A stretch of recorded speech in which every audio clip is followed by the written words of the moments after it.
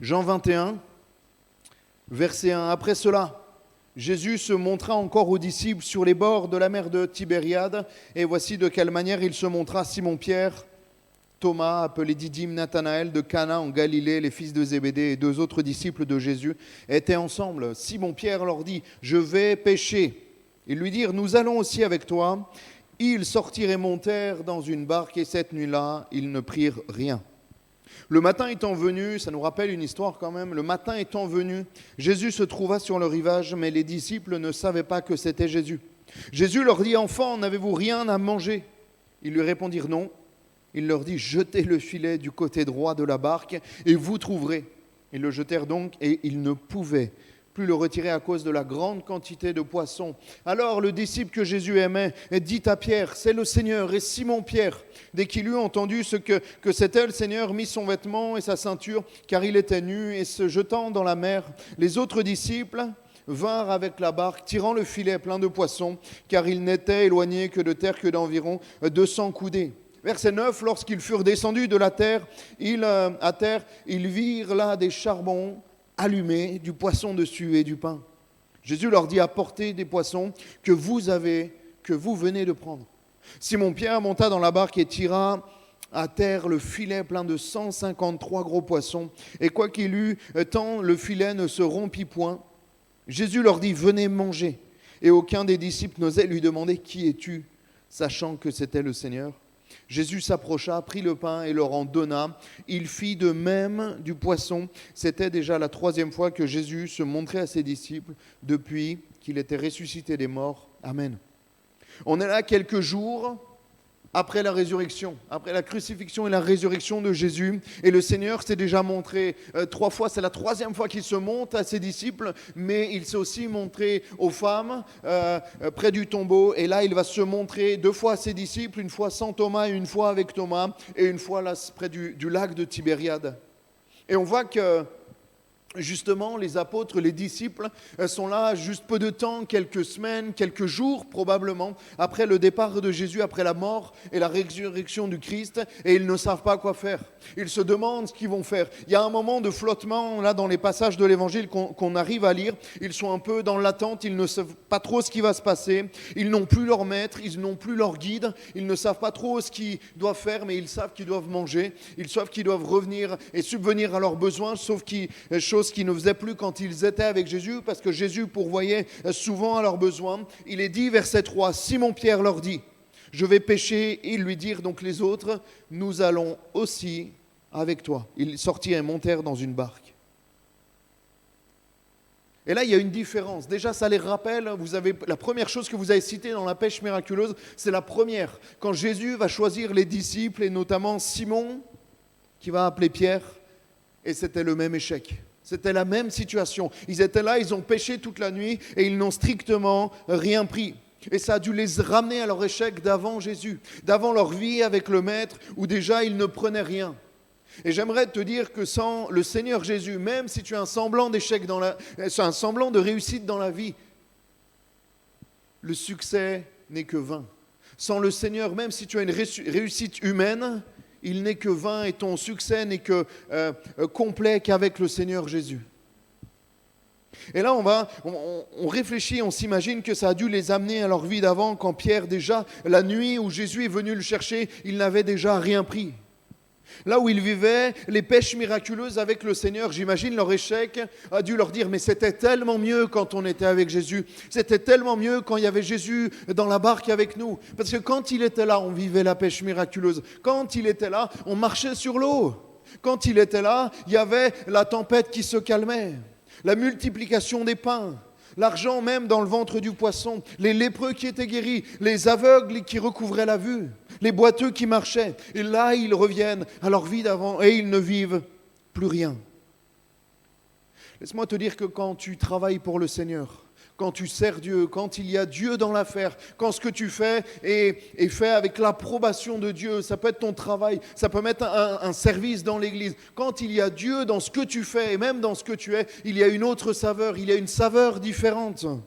Et toi qui as peut-être connu la grâce, qui as connu l'amour de Dieu, quand tu rejettes Dieu, quand tu pars dans les choses du monde, eh bien il manque quelque chose, il y a une saveur qu'il y a plus. Il y en a plusieurs qui nous en ont parlé pendant cette soirée témoignage. Il y a un temps avant et après le Seigneur. Alors pour eux qui avaient connu la grâce de Dieu, revenir à ce qu'ils étaient avant, ça a dû leur paraître compliqué, surtout revivre l'échec d'avant. L'Ecclésiaste dira, Ecclésiaste 1, verset 14, « J'ai vu tout ce qui se fait sous le soleil, et voici tout est vanité et poursuite du vent. » Il y a une saveur particulière avec le Seigneur qu'il n'y a pas dans le monde. Tu peux chercher, tu peux faire des choses, tu peux, sans parler même de péché, on met de côté le péché, mais ce que tu fais dans le monde, ce que tu pourras faire, même la réussite que tu pourras avoir, la gloire, même l'argent, la réussite matérielle que tu pourras avoir, s'il n'y a pas Dieu, s'il n'y a pas l'approbation de Dieu sur ta vie et sur la réussite que tu as, elle n'aura pas la saveur que tu peux avoir avec les choses de Dieu. Quand tu es enfant de Dieu, tu es fait pour autre chose. Pour les choses du monde, quand tu as connu la grâce de Dieu, quand tu as connu la présence de Dieu et que tu retournes dans le monde, il y a comme un goût qui est là dans ta bouche et qui n'est pas bon. Quand tu n'as pas le Seigneur, même si tu as du succès, ça ne mène à rien et c'est vain, c'est des choses qui sont vaines. Et tu dois réaliser que ta mission, que ton travail, que ton service, que ta vie entière, en tant qu'enfant de Dieu, elles sont pour les choses célestes, elles sont pour les choses spirituelles. On doit avoir comme un détachement avec les choses terrestres, avec les choses qui sont, comme la Bible nous le dit, de ce monde.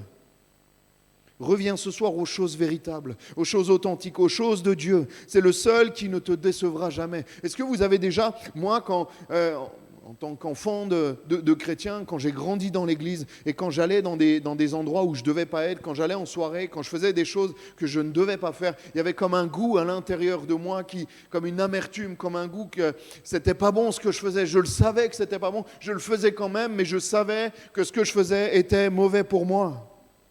Reviens aux choses véritables, aux choses authentiques, aux choses de Dieu. Quand il y a la présence de Dieu, quand Dieu est au milieu d'une situation, quand Dieu est au milieu d'une vie, d'un foyer, d'une famille, il y a quelque chose qu'il y a nulle part ailleurs. Dans l'amour de Dieu, nous avons tout pleinement en lui. Nous avons tout ce dont nous avons besoin quand Dieu est là. Et là, quand il n'est pas là, quand il n'est pas là avec les disciples, eh bien, ils vont revenir à un échec. Et même ta réussite humaine peut ressembler à un échec s'il n'y a pas Dieu. Même la réussite des plus grands de ce monde sont un profond échec s'il n'y a pas Dieu dans leur vie, on le voit. On pourrait croire que l'argent fait le bonheur, mais pourquoi il y a tant de stars qui mettent fin à leur jour ? Pourquoi il y en a tant qui sont dans l'alcool, dans la dépression, dans la drogue ? Parce que sans Dieu, tu ne peux pas être pleinement heureux. Tu ne peux pas être pleinement complet, pleinement épanoui, pleinement en paix s'il n'y a pas Dieu dans ta vie. Et là, on va voir que dans cette situation d'échec, eux qui sont revenus à leur vie d'avant, ils sont revenus à ce qu'ils faisaient avant. Et Jésus va venir les voir parce qu'ils sont encore en échec comme ils l'étaient avant. Jetez le filet du côté droit de la barque et vous trouverez. Quand tu obéis à Dieu, quand tu mets ta vie en accord avec les principes bibliques, alors tu trouves ce que tu cherches et ce que Dieu veut te donner.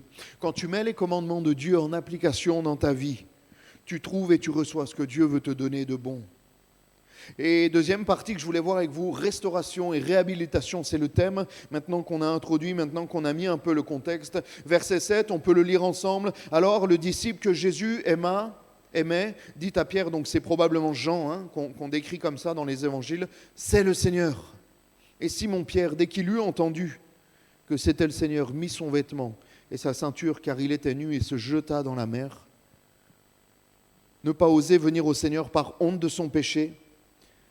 Quand il est dit il est nu, il n'était pas véritablement nu, parce qu'il y avait encore les autres disciples avec lui, mais on peut parler de sous-vêtements, l'équivalent d'un maillot de bain aujourd'hui, parce qu'il était là en train de pécher, mais il va s'habiller pour venir à Jésus. Il va symboliquement couvrir sa honte. Il va symboliquement se mettre un vêtement pour venir auprès du Maître. Pourquoi ? Parce que la dernière fois qu'il a vu Jésus d'une manière particulière, c'était juste au moment où il l'a renié. Luc 22, verset 61, le Seigneur s'étant retourné regarda Pierre. Et Pierre se souvint de la parole que le Seigneur lui avait dit avant que le coq chante aujourd'hui, tu me renieras 3 fois. Et étant sorti, il pleura amèrement. Qui a eu ces pleurs amers d'avoir attristé le Seigneur et d'avoir attristé le Saint-Esprit? C'est terrible. C'est une sensation qui est vraiment terrible. Moi, je me souviens, je l'ai dit à l'Ariane, ça va vous faire rire, je ne sais pas si je l'ai dit là, des fois je me rappelle, hein, je me répète, mais je me souviens d'une situation où j'étais dans un stage de ski et quelqu'un m'a provoqué. J'étais chrétien, j'étais baptisé, je n'étais pas encore pasteur, calmez-vous. Et cet homme m'a provoqué. Et je suis rentré dans une provocation et il m'a mis une grosse droite dans la tête. Et il m'a cassé un bout de dent, là. J'ai un petit bout de dent en moins. Et ce que j'aurais dû faire, c'est lui tendre l'autre joue. Mathieu, tu aurais fait ça. On n'aurait pas pu... Mathieu, déjà, on ne le tape pas. Tu l'es en face de toi, tu n'as pas envie de le taper. Tu n'atteins pas la tête, déjà. Mais lui, vu que je suis plus petit, il m'a tapé. T'imagines, Mathieu. Et là, j'ai mal réagi.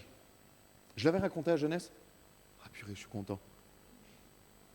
À l'Ariane 2-3 fois, je crois, ouais. Ils sont gentils, mes jeunes. Merci pour votre soutien, c'est vraiment... Et là, à ce moment-là, alors que je dois lui tendre l'autre joue, je le fracasse. C'est pas bien, hein, j'en suis pas fier. Mais vraiment, il y a une haine qui m'anime que j'avais plus depuis tellement longtemps, que j'avais délaissé en venant à Christ. Et là, une haine, et je me défoule alors que c'est lui qui m'a tapé le premier. Là, je commence à me défouler, à l'enchaîner. Et même, il est au sol et je commence à lui mettre des coups de pied. Je vrille complètement. Et là, c'est mon meilleur ami qui me sépare. Et on rentre dans la chambre, on était à l'hôtel, on était à l'Alpe d'Huez, c'était un stage de ski. Et là, mon meilleur pote, il fait « Oh purée, tu l'as éclaté !» Et là, je me mets à pleurer. Je dis « Arthur, tu comprends pas ?» Il me dit « Mais t'es bizarre, toi, tu l'as éclaté, tu pleures. » Et je lui dis « Arthur, elle est où ma Bible ? Arthur, amène-moi ma Bible, je sais pas où elle est. » Et Arthur, il comprend pas, il comprend rien de ce qui se passe. Parce que là, il y a une profonde tristesse qui vient de m'envahir. Parce que l'Esprit de Dieu m'a fait comprendre, tu veux y aller par tes propres moyens. Tu veux te battre avec tes petites mains, Samuel, mais ça sera sans moi. Et là, il y a une profonde culpabilité qui m'a investi, qui m'a rempli.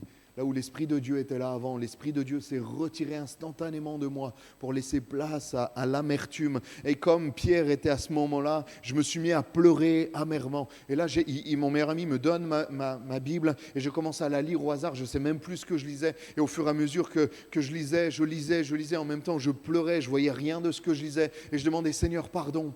J'étais sur mon lit et je pleurais comme un enfant pleure. Je pleurais, à mon avis, comme Pierre a pleuré à ce moment-là, qu'il a renié le Maître. Et je disais, Seigneur, pardonne-moi. Et je m'en voulais tellement. Et en plus, je m'étais pété une dent. J'étais vraiment dégoûté dans tous les points de vue.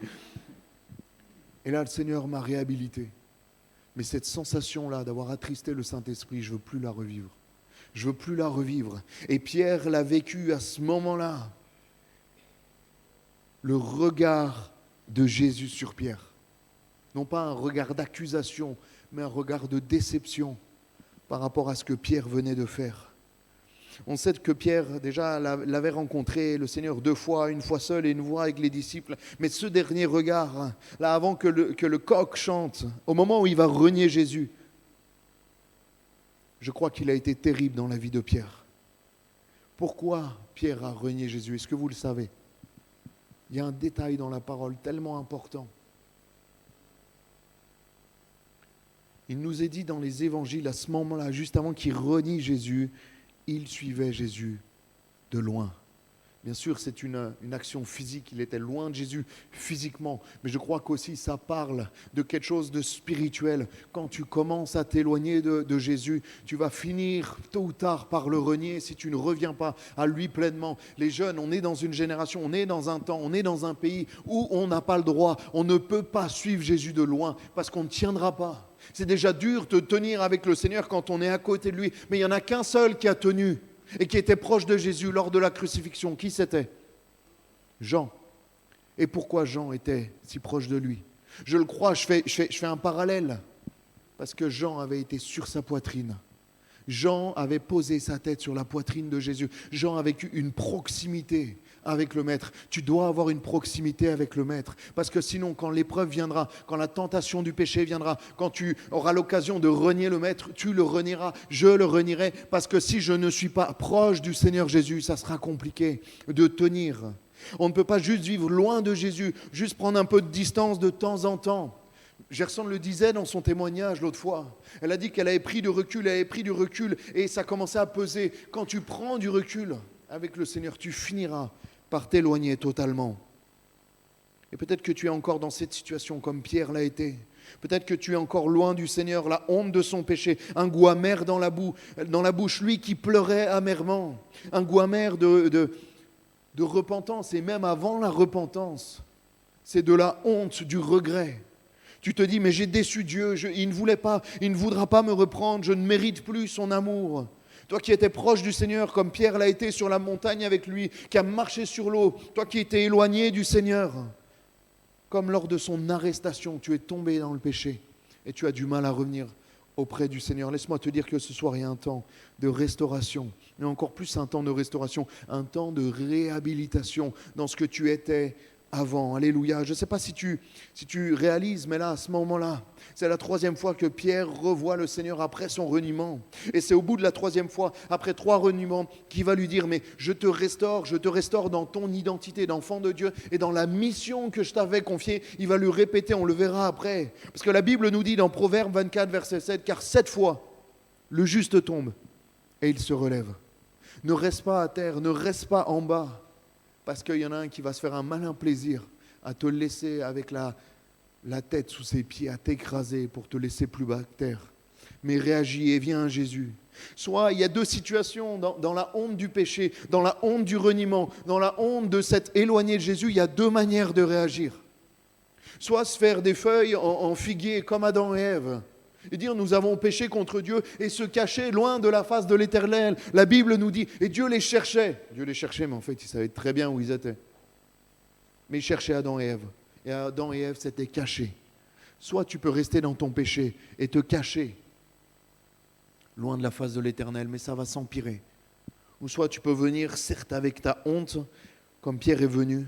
Dès qu'il eut entendu que c'était le Seigneur, il mit son vêtement et sa ceinture car il était nu et se jeta à la mer. Il y a cette notion, dès qu'il eut entendu que c'était le Seigneur, il y a cette instantanéité. Il a mis son vêtement bien sûr pour couvrir sa honte parce qu'il avait honte du Seigneur, mais il est venu au Seigneur. Ce soir, viens au Seigneur, même avec ta honte. Viens comme tu es et tu vas être réhabilité, restauré. Ça peut aussi représenter une notion de péché sexuel. Vous savez que la nudité, on n'en parle pas souvent et je prépare un message là-dessus. Je pense qu'il y a énormément de choses à dire. Vous savez que Jésus a été crucifié tout nu. Souvent, on le représente par pudeur avec un vêtement. Mais sa tunique a été arrachée pendant des heures, 6 heures, 9 heures de temps. Il a été là, affiché, pour que même ce péché qu'il n'a pas commis, il a pu le porter, ton péché, ta nudité, ta honte, ton impudicité, ta vie de débauche, il l'a porté aussi à la croix. Il a pris tous nos péchés, toute notre honte, lui le Fils de Dieu, le Fils de l'homme. Et le Seigneur va renouveler son appel comme lors de la première pêche miraculeuse. À cet même endroit, il va dire à Pierre, mais viens, je veux que tu sois pêcheur d'hommes. De toute façon, tu n'arrives pas à pêcher. Là aussi, toute la nuit, tu n'as rien pris. Ça ne marche pas. Et laisse-moi te dire que quand tu connais Christ, si tu retournes aux choses d'avant, si tu continues ta vie sans Christ, il y aura une forme d'échec parce qu'il manquera quelque chose. Là, toute la nuit, il n'avait rien pris. Et là, comme le reniement va le séparer, comme le péché va le séparer de l'action de Dieu et de l'appel que Dieu avait sur sa vie, il va l'appeler à nouveau. Dans les mêmes circonstances, là où il était retourné à son ancienne activité, il va lui dire, mais enfant, n'avez-vous rien à manger? Et il te dit ce soir, enfant, n'as-tu rien à manger? Il veut que tu reviennes à lui. Comme il a appelé les premiers disciples avec une première pêche miraculeuse, il refait la même chose pour renouveler son appel, pour dire, mon amour est toujours disponible pour toi, mes bras sont toujours ouverts pour toi. Il veut te nourrir comme il a nourri les disciples une fois de plus, malgré le reniement de Pierre, malgré leur incrédulité, leur peur et leur déception. Vous imaginez, là ils étaient dans la chambre haute quelques jours avant et ils se disaient, mais qu'est-ce qu'on va devenir? J'ai regardé dans les évangiles, il leur a dit plusieurs fois, il faut que je monte, avec une clarté quand même, il faut que je monte à Jérusalem, que je sois maltraité, que je sois crucifié et que le 3e jour je ressuscite. Il leur a dit le plan de A à Z. Et malgré ça, ils étaient déboussolés, ils avaient peur. Et des fois, on n'est pas tous pareils. Seigneur nous met des promesses dans sa parole. La Bible est remplie de promesses de Dieu pour notre vie. La Bible est remplie même, il y a le plan final dans l'Apocalypse de tout ce qui va se passer. Et on est parfois apeuré, alors que Dieu nous le dit clairement. Ne crains pas, car je serai avec toi tous les jours jusqu'à la fin du monde. On est comme les disciples, on n'est pas mieux. Des fois, vous regardez, on lit la Bible et on est un peu arrogant. On se dit, bon, purée, quand même, Moïse, il a tué l'Égyptien quand même. Mais on est pareil. Mais on est pareil. Et là, ils vont être complètement apeurés. Ils vont être complètement déboussolés. Et le Seigneur est encore venu une fois de plus, rempli d'amour, sans reproche. Et la troisième partie que je voulais voir avec vous, la dernière partie. Le Seigneur n'a pas besoin de toi, mais veut t'utiliser. Cette phrase des évangiles qui nous dit que si les disciples se taisent, si on se tait, il utilisera quoi pour crier? Les pierres crieront. Dieu n'a pas besoin de toi, mais veut t'utiliser. On le lit ensemble, lorsqu'ils furent descendus à terre, ils virent là des charbons allumés, du poisson dessus et du pain. Vous imaginez que Jésus leur a fait un barbecue? Non mais c'est ça, hein? Jésus leur a fait un barbecue avec du poisson, du pain et des charbons. Je ne sais pas s'il a claqué des doigts et il y a eu le feu comme ça, ou je ne sais pas s'il a eu... Je ne pense pas qu'il a pas galéré comme moi, j'ai galéré à Anote à faire partir du feu. Et après, j'ai demandé à Enzo, il l'a fait tout naturellement. Verset 10, Jésus leur dit, apportez des poissons que vous venez de prendre. Retenez bien ça. Verset 11, Simon-Pierre monta dans la barque et tira à terre le filet plein de 153 gros poissons. Et quoi qu'il eût tant dans le filet ne se rompit point. Jésus leur dit, venez manger. Et aucun des disciples n'osait lui demander, qui es-tu ? Sachant que c'était le Seigneur. Et là, il y a cette notion sûrement de corps glorifié, parce qu'il y a quand même un doute dans sachant que c'était le Seigneur, mais quand même, il se demande qui il est. Verset 13, Jésus s'approcha, prit le pain et leur en donna. Il fit de même du poisson. Le Seigneur prévoit toujours et pourvoit toujours. Il y a une différence entre prévoir et pourvoir, mais Jésus prévoit pour toi toujours et pourvoit en toutes choses. Lorsqu'ils furent descendus de terre, ils virent là des charbons allumés, du poisson dessus et du pain. Il avait tout prévu, le feu était allumé, le pain était là, prêt à recevoir le poisson. Il devait peut-être faire un sandwich, j'en sais rien. Je ne sais pas s'il l'a acheté, mais il avait tout prévu. Il avait prévu de prendre un temps avec ses disciples. Il avait prévu de prendre un temps avec Pierre pour restaurer Pierre dans son appel, dans le dessein qu'il avait prévu pour lui. Tout était là, tout était préparé. Il n'avait besoin de rien de plus. Et vous avez remarqué qu'il va leur demander une chose. Il va leur demander quoi? Ça va, vous êtes là? Vous êtes très calme ce soir. Qu'est-ce qu'il va leur demander?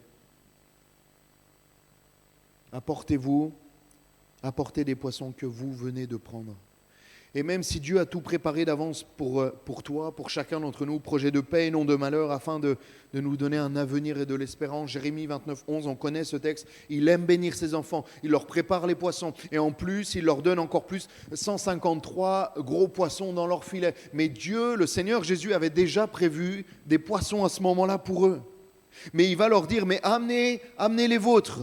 Le pain est là, les poissons sont là, le feu est en train d'allumer, de cuire le poisson. Jésus a fait tout ça, mais il veut utiliser leurs poissons. Et là, il y a une image incroyable. Apportez les poissons que vous venez de prendre. Mais Jésus, tu as déjà des poissons pour eux là. Jésus veut les valoriser, Jésus veut utiliser ce qu'ils ont, Jésus veut prendre leur part. Dieu n'a pas besoin et il n'a besoin de personne pour faire les choses. Et il va dire à la croix, tout est accompli. J'ai tout accompli en fait. Parce que Dieu n'a besoin d'aide de personne. Dieu est suffisant. Il n'a pas besoin de coups de main, il est suffisant parce qu'il est tout puissant. Mais même dans sa toute puissance, il veut t'utiliser. Il veut travailler avec toi. Là, il aurait pu utiliser ces poissons qu'il avait fait cuire d'avance. Il va utiliser ceux que les apôtres et les disciples ont pêchés. Toi qui n'arrives même pas à pêcher un poisson de toute la nuit, Dieu veut utiliser et Dieu veut prier pour toi. Dieu a misé sur Pierre. Vous réalisez que Dieu a misé sur Pierre? Lui qui l'avait renié, lui qui voulait se battre un peu comme moi, il a coupé l'oreille de Malchus. Vous connaissez cette scène? Au moment de l'arrestation du Christ, Pierre il dit non mais c'est moi, un peu comme moi avec ce stage de ski, c'est moi qui vais descendre la terre entière. Il a coupé l'oreille. Et Jésus va lui dire, non, mais on n'est pas dans... Non, c'est pas ça, Pierre, tu n'as rien compris. Il va utiliser cet homme qui l'a renié 3 fois. Il va utiliser cet homme qui était... Vous, dans le reniement, je ne vais pas prendre le temps de lire, mais relisez chez vous. Il disait des imprécations. C'est fort, hein? Il va jurer. Je ne connais pas cet homme, je ne suis pas avec lui. Il va jurer, même spirituellement, c'est quelque chose de très très fort. Oui, toi, le Seigneur veut miser sur toi, qui te semble peut-être incapable, qui pleure amèrement sur ton péché, sur ton reniement, sur le fait que tu te sois éloigné de Dieu, sur le goût amer qu'il y a dans ta bouche parce que tu as déçu Dieu. Est-ce qu'il y en a qui ont déjà senti cette sensation d'avoir déçu le Seigneur, ne pas avoir été à la hauteur? Eh bien, Pierre, il l'a senti avant toi. Et le Seigneur lui a dit, je veux miser sur toi. Il veut utiliser tes poissons.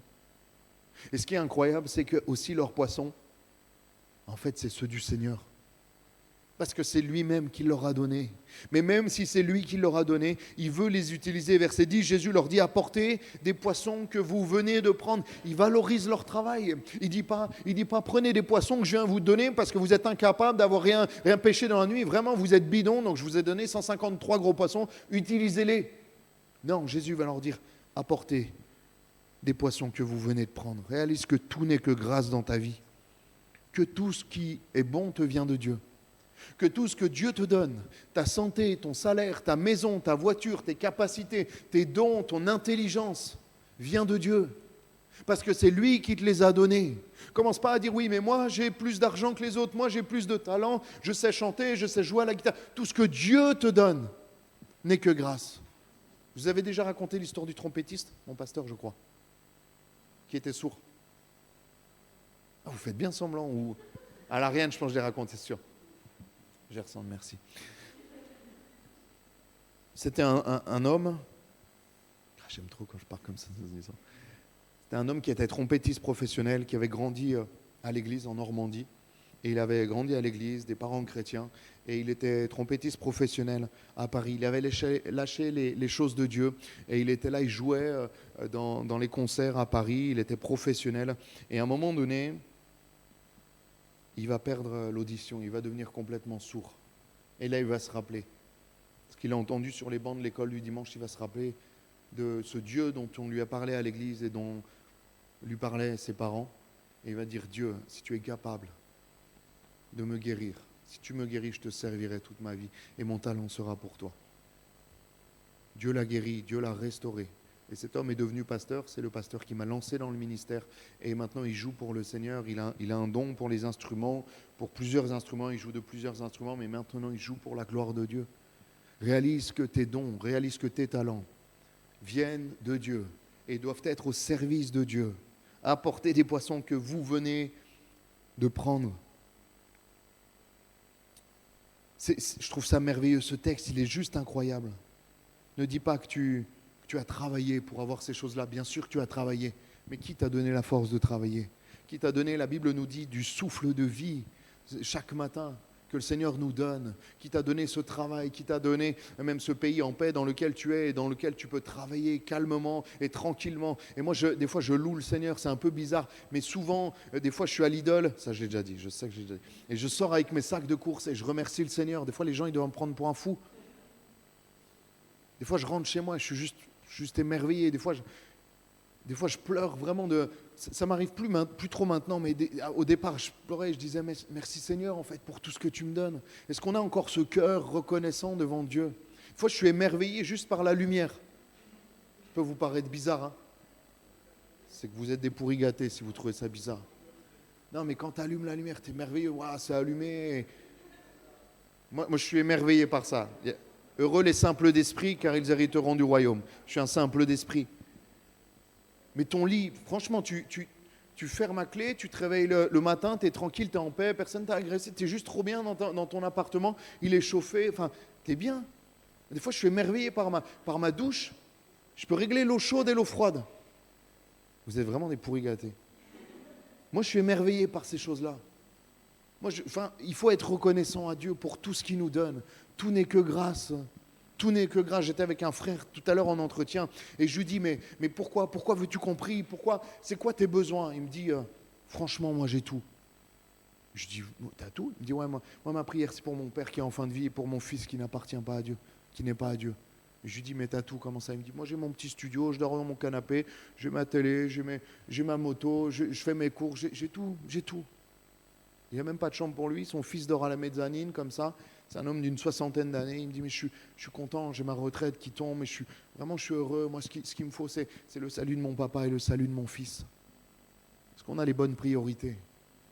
Est-ce que des fois, on ne se laisse pas un peu aveugler par les choses qui sont pas forcément toutes intéressantes? Et je vais rappeler les musiciens, on va prendre un temps dans la prière. On ne va pas terminer tard, ce n'est pas le but de faire traîner pour faire traîner. Mais après vient le moment où, et je ne voulais pas que m'appuyer dessus, souvent on entend plein de prédications sur le verset 15, à partir du verset 15, Jean 21, verset 15. Après qu'ils eurent mangé, Jésus va réhabiliter et restaurer l'apôtre Pierre. Jésus dit à Simon-Pierre, « Simon, fils de Jonas, m'aimes-tu plus que même ceci ?» Première fois, il lui répondit, « Oui, Seigneur, tu sais que je t'aime. » Vous vous souvenez, avant le reniement, il avait fait le fanfaron, Pierre. Il a dit, « Moi, si tous t'abandonnent, moi je ne t'abandonnerai jamais. » Les autres, non. Avant, les disciples, ils se disaient, « Mais qui c'est le plus grand d'entre nous ?» Il y a même une mère des disciples, elle va dire, « Mais est-ce que mes fils, s'il te plaît Jésus, l'un pourrait être à ta gauche et l'autre à ta droite ?» Et là, Pierre, il est dans une autre, parce qu'il a été brisé. Et des fois, le brisement te permet de réaliser certaines choses. Des fois, le Seigneur te fait passer par l'épreuve. Moi, le Seigneur a permis que je sois fracassé pour pouvoir être restauré. J'étais un orgueilleux fini. Je pensais que j'étais le meilleur. Je pensais que je pouvais faire les choses. Le Seigneur m'a montré ce que j'étais vraiment. Il m'a permis d'être brisé. Mais c'est pas le brisement du monde qui te fracasse et qui te laisse comme ça à moitié mort. C'est le brisement spirituel qui permet au Seigneur de recoller les morceaux comme lui veut. Et que tu réalises que sans le Seigneur, tu es capable de rien. Moi, je n'ai pas peur de le dire. Sans le Seigneur, je suis capable de rien. Je suis vraiment incapable. Sans le Seigneur, je suis rien. La Bible nous dit que notre vie est une vapeur. La Bible nous dit également que nous sommes tirés de la poussière et que nous retournerons à la poussière. Moi, je réalise et je reconnais, et je crois que c'est une force énorme. J'étais toujours... Oh, purée, ça m'intéresse. Le frère avec qui je vous ai parlé là, Patrick, vraiment stylé Patrick. Vous savez ce qu'il m'a dit? Il m'a dit, je réapprends. Il a lâché le Seigneur pendant 30 ans, baptisé à Cimier par Monsieur Lust, il y a 30 ans. Des lustres, petit jeu de mots, vous l'avez. Et là, il me dit, mais moi, c'est compliqué. C'est un prof de judo, ceinture noire, tout ça. T'as la flemme de jouer, Josias ou... Puis il était assis et tout, Josias. Il avait pris congé. Et là, il me dit, vous savez ce qui est dur? Il me dit, tu sais ce qui est dur, Samuel? Il me dit, c'est qu'au judo, on nous apprend à être le plus fort, à être le plus dur, le plus solide. Et il me dit, avec Jésus, c'est tout l'inverse. Il me dit, il faut apprendre à être faible. Et peut-être que quelques-uns ce soir ont du mal à apprendre à être faible. Parce que c'est à partir de ce moment-là que Pierre va être restauré, va être réhabilité. On le lit ensemble, verset 15. Après qu'ils eurent mangé, Jésus dit à Simon-Pierre, « Simon, fils de Jonas ». Vous savez, même là, il ne l'appelle pas Pierre. Il est encore dans le reniement. Il est encore dans son péché. Il va l'appeler Simon, son premier nom. Son nom avant qu'il l'appelle. M'aimes-tu plus que même ceci? Et en gros, il le teste. Est-ce que tu es encore un orgueilleux fini, Pierre? C'est la question qu'il y a derrière. Il lui répondit, oui Seigneur, tu sais que je t'aime. Il va lui poser la même question qu'il avait dit avant le reniement. Oui, mais toi, avant il avait dit, mais moi je t'aime plus que les autres, je ne vais pas t'abandonner comme les autres. Et là, Pierre va donner cette réponse remplie d'humilité parce qu'il a compris. Seigneur, tu sais que je t'aime. Peut-être pas plus que les autres, mais je t'aime. Jésus lui dit, paie mes agneaux. Il lui dit une seconde fois, Simon, fils de Jonas, toujours Simon, toujours son identité d'avant Jésus. M'aimes-tu? Pierre lui répondit, oui, Seigneur, tu sais que je t'aime. Jésus lui dit, c'est la troisième fois, paie mes brebis. Il lui dit pour la troisième fois, Simon, fils de Jonas, m'aimes-tu? Pierre fut attristé de ce qu'il lui avait dit pour la troisième fois, m'aimes-tu? Et il lui répondit, Seigneur, tu sais toutes choses, tu sais que je t'aime. Jésus lui dit, paie mes brebis. Pour 3 reniements, le Seigneur va leur restaurer 3 fois. En lui demandant 3 fois, est-ce que tu m'aimes? Est-ce que tu m'aimes? Et c'est après, dans les textes suivants, que le Seigneur va l'appeler Pierre. Il va lui dire, sur cette pierre, je bâtirai mon église. Et là, il y a la restauration complète. Quand tu viens à Jésus dans l'évangile, il y a toujours un nom. Dieu te donne un autre nom, un nom spirituel pour dissocier ton identité d'avant le Seigneur et celle que tu as en Jésus-Christ. Et là, il va lui dire, mais en fait, Simon, c'est celui qui renie. Mais maintenant, Pierre a été restauré et réhabilité. Et sur cette pierre, je bâtirai mon église. Et le séjour des morts ne prévaudront point contre elle. Alléluia. Il va restaurer, réhabiliter, encore plus que ce qu'il était même avant. Ne crois pas que tu es fini parce que tu es tombé. Ne crois pas que tu es fini parce que tu t'es éloigné de Dieu, parce que tu es renié Dieu. Toi qui es ici ce soir, peut-être toi qui écouteras ce message sur YouTube plus tard, ne crois pas que tu es fini parce que tu as renié le Maître, parce que tu as péché, parce que tu as tapé quelqu'un comme je l'ai fait, parce que tu as péché, parce que tu as couché, parce que tu n'as pas respecté ce que Dieu voulait. Seigneur, tu as deux solutions maintenant. Et alors que nos yeux sont fermés, on va fermer nos yeux, on va prendre un temps dans la prière.